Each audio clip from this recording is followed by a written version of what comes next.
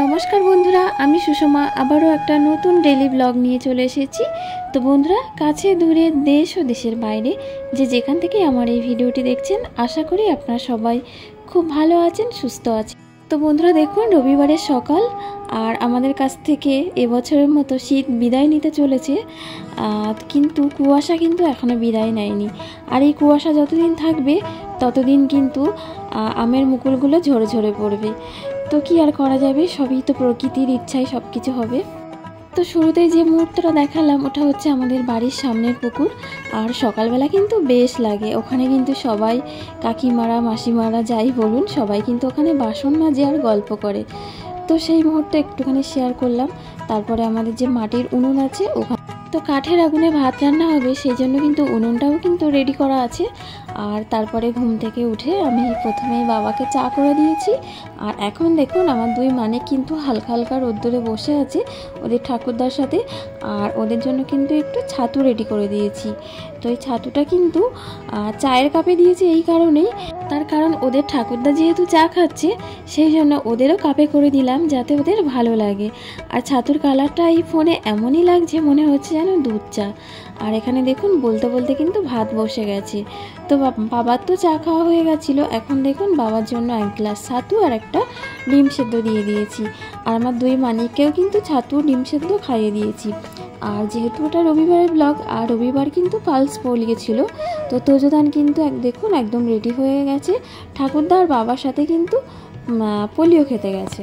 আর এখানে দেখুন আমাদের মাসিও কিন্তু চলে এসেছে। আর মাসি কিন্তু সমস্ত বাসনগুলোও মেজে দিয়েছে, দিয়ে এখন ঘর মুছতে মুছতে কিন্তু একটু গুনগুন করে গান করছে।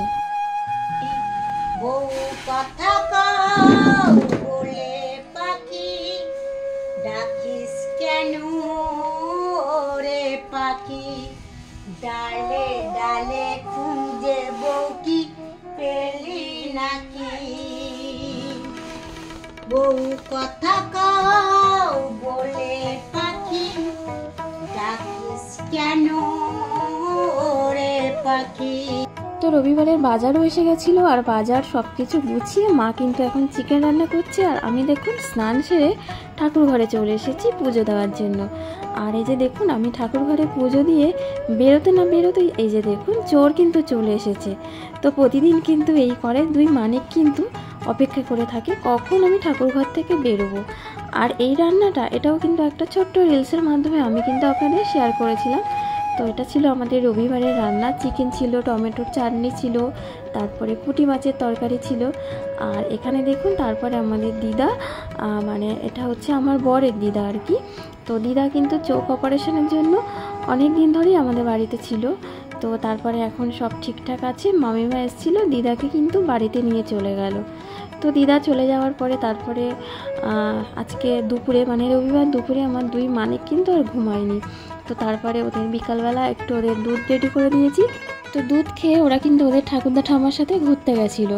আর এই যে দেখুন সন্ধ্যা হয়ে গেছে, ওরা কিন্তু এখনও ফেরেনি। তো আমি কিন্তু সন্ধ্যা দিয়ে দিয়েছি, তুলসী তলায় প্রদীপও জ্বেলে দিয়েছি। তো তারপরে দেখলাম বাবুরা কিন্তু আসছে।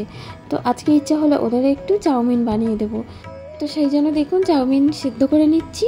আর ফুটন্ত জলের মধ্যে একটু সাদা তেল আর একটু লবণ দিয়ে দিয়েছি।